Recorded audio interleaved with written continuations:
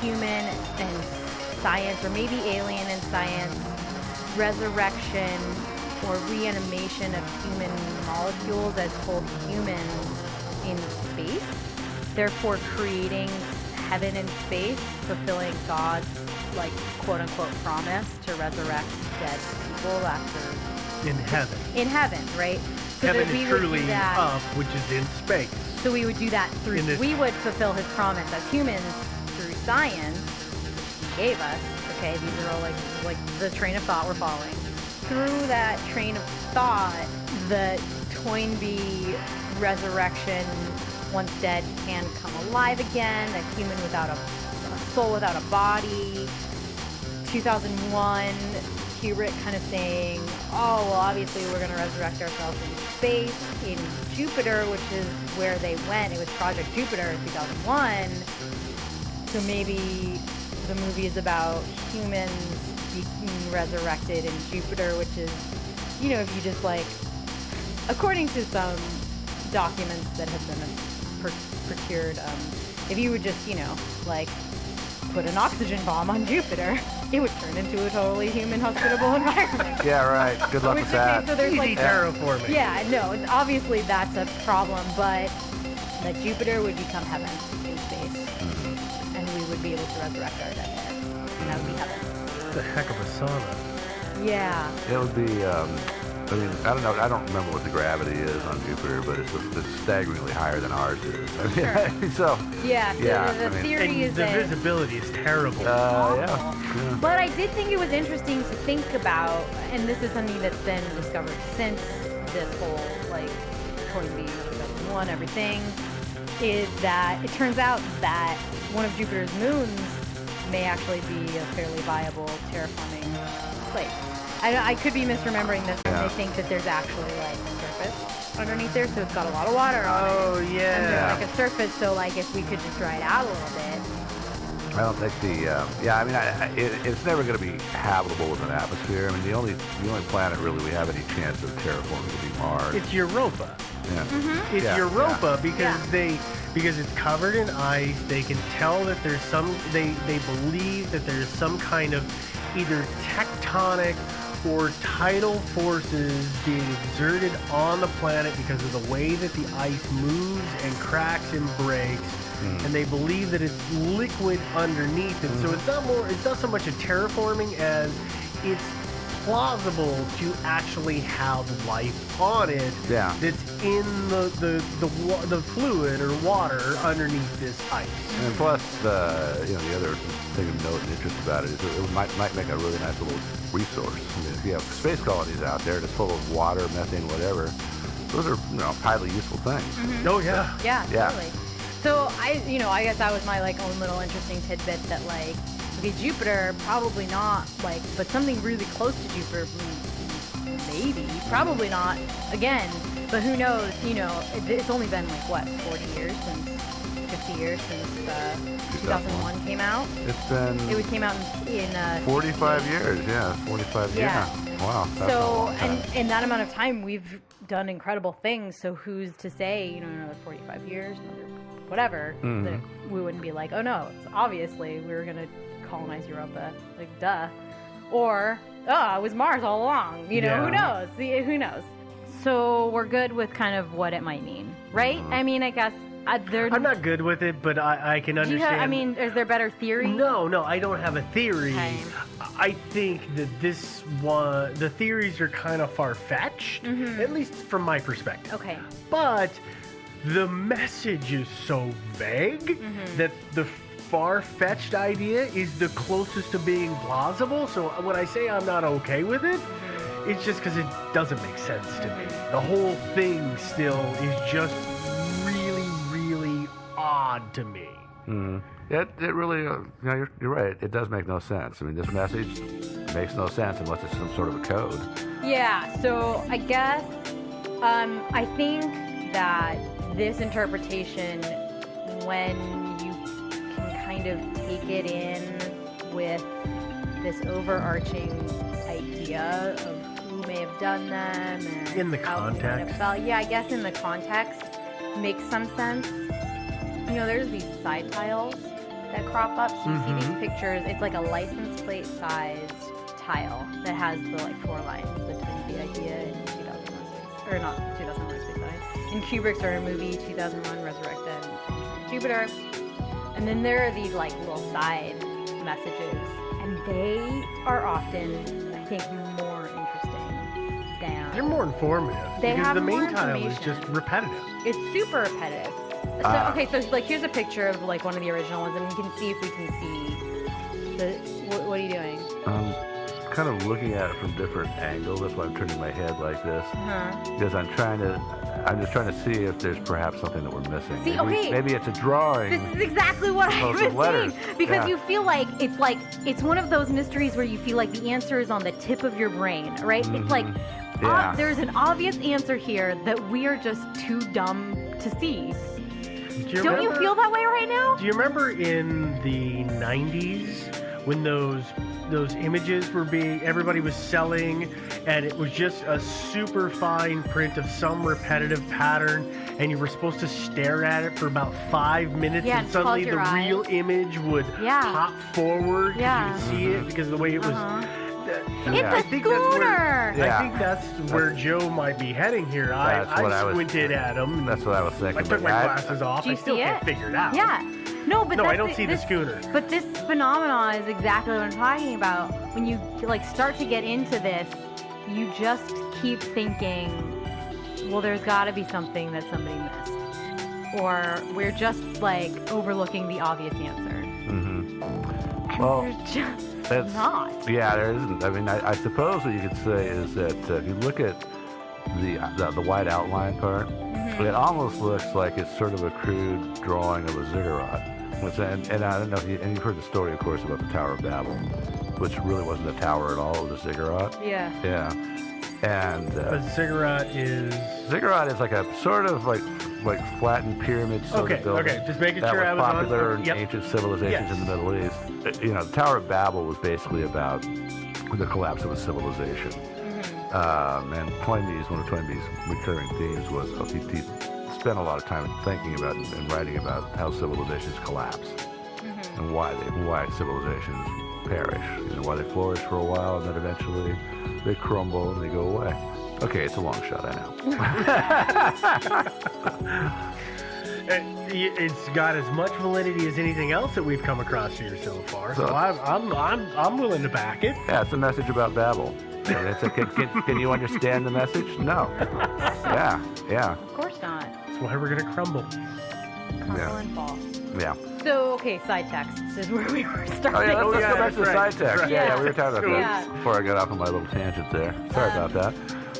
Again, they're pretty interesting.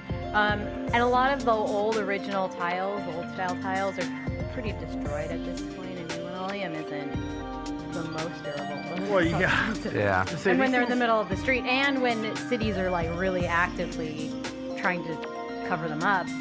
Well, let's even talk about, I mean, you see some of the photos, and you can tell that the main exterior piece of linoleum has worn or been pulled away, and all that's left are the letters, and then they start moving on that tar substrate, and suddenly it looks like alphabet soup. Totally. Because they're all just jammed together, and it's unreadable. So yeah, these things, I'm guessing, what do they have, a 2-year, 3-year life shelf? Well, at the best? So I guess that's kind of part of it, is that there are some that are in like Philadelphia, that have The amount of traffic they get. They're not. Philadelphia isn't actively trying to pave over them, and Philadelphia is one of those places where they don't pave a lot. I was going to say, they don't really have money for the infrastructure. They don't really have that. So, and Philadelphia is the epicenter of these. It is, I think, accepted at this point. I would say pretty much everybody agrees that the Tyler lived in Philadelphia. Probably. Seems like yeah, I can back that. Yeah, and we'll talk a little bit about this. Isn't Bruce Willis from Philadelphia? Yeah, I think we solved it. Yeah. Yeah, right. Okay. So, There's the Die Hard Tyler. Tile hard. Yeah. So there are these little side guys. So like one of them says, and this is like a really destroyed tile, but somehow the sidebar has stuck around more than the tile. This one says, I'm only one man. When I got a fatal disease, they gloated in joy over its death. Over its death? Yeah. So another one says, you must make and glue tiles. You, as media is, and there's like a missing chunk. And then it says, you must make and glue tile. You must, as media, USSA. And then another one, which I think is really interesting, it says, I am only one man, and when I caught a fatal disease, they gloated over its death. That's when it's broken up. I think it's begged them not to destroy, thank you, and something. Because it's It's partially, just like that it's part gone. of it's just like, come off. These side tiles are just really, really interesting. Well, it seems like the side tiles are where the personality of the tiler actually comes through. Yeah, it's rather a paranoid personality. So the side tiles, and then particularly what they call the manifesto tile, are what, for me, makes this a real thing. Because I think it's very easy to look at these tiles and say, oh, this was someone's art project. Right? It was the early 80s to like early aughts.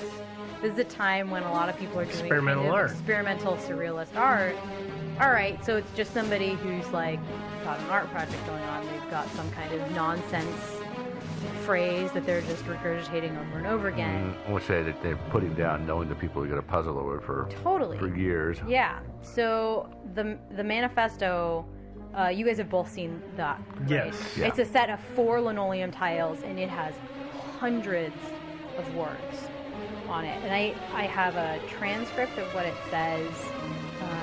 It's really paranoid. And I think it's worth hearing. So, Steve? Yeah, I can run this. Yeah. Not that I'm the paranoid of the group. Well, you might be, though. No, Of I'm the not. three I'm of not. us? Stop looking. No, I'm not really. I'm not. Yeah. What's no, that wait. supposed to mean? Yeah, let's go ahead and do this. So, John Knight, owner of the Philadelphia Inquirer, hellion Jew, who's hated this movement's guts for years, takes money from the mafia to make the mafia look good in his newspapers, so he has the mafia in his back pocket. John Knight sent the mafia to murder me in May 1991. It's an unreadable bit. Journalists, all of them, gloated in my face about my death at night. Ritter's great power to destroy. In fact, John Knight went into hellion binge of joy over Knight Ritter's great power to destroy. I secured a house with glass doors and fled the country in June 1991. NBC attorneys, journalists, and security officials at Rockefeller Center fraudulently, something's disappeared, under the Freedom of Information Act, all orders of NBC executives got the U.S. Federal District Attorney's office, and I got the FBI to get Interpol to establish task force that located me in Dover, England. When back home, Inquirer got union goons from their own employer's union to send out a sports journalist who, with baseball bat, bashed in lights and windows of neighborhood cars, as well as men outside my house. They stationed there still, waiting for me. NBC, CBS, Group W, Westinghouse, Time Warner, Fox, Universal, all of the cult of the Hellion. Each were much worse than Knight Ritter ever was, mostly Hellion Jews. When KYW and NBC executives told John Knight the whole coven gloated on how their Soviet pals had found a way to turn it into And this was that's a little bit paranoid. that's a screed. That's not a manifesto to me. That's a screed. But that's So- definitely paranoid. Well, when did that appear? it was discovered in 1997, and I think it looked like it was a little aged. So it had been about, let's just say, 12 to 15 years before from the originals to when this Oh, happened. yeah. I'm encapsulating start to when that one happened. Yeah, totally. Yes. So, and the other thing that strikes me about this is that, like, we're talking how the handwriting looks really, really like the handwriting is really consistent throughout all of the original, like, old style ones. Mm-hmm. And the handwriting in this is also super consistent. But this is not a planned, this is not something that somebody writes and then reads and is like, yeah, that reads well. This is something that somebody like scribbles out. This Carves to me, and writes as they go. was carving as they went, totally. And the handwriting's still like really consistent. Yeah. And it's so paranoid. And this is on, when I looked at it in the pictures, it looks like it's 4 1-foot square tiles. Would that be pretty close to accurate? Yeah, so they're like a standard like a linoleum tile size. Yeah, 8 by 8 or 12 by Yeah, 12, something yeah. like that. Mhm. So I mean, this all of that text is in a 16 by 16 or 24 by 24 inch square area. And it's actually, lot. it turns out, legible. Yeah, totally legible. And this is where? Philadelphia? Yeah, so the situation is that in 1983, there was a small little article published in the Philadelphia Inquirer about the ideas of the Minority Association and the Toynbee idea to resurrect dead on Jupiter. The Toynbee idea to resurrect dead? Yeah, so this whole, like, the idea, right? Toynbee idea, Kubrick's 2001 Space Odyssey. This has been propagated ostensibly for a while before. And there was an article written in the Inquirer that was referenced a Philadelphia-based campaign to resurrect dead on Jupiter that didn't reference the tiles, but it may have been pre-tiles. And all of the ideas that were spoken about in this article in the Inquirer, which they referenced in the manifesto tiles pretty frequently, are there. That's odd.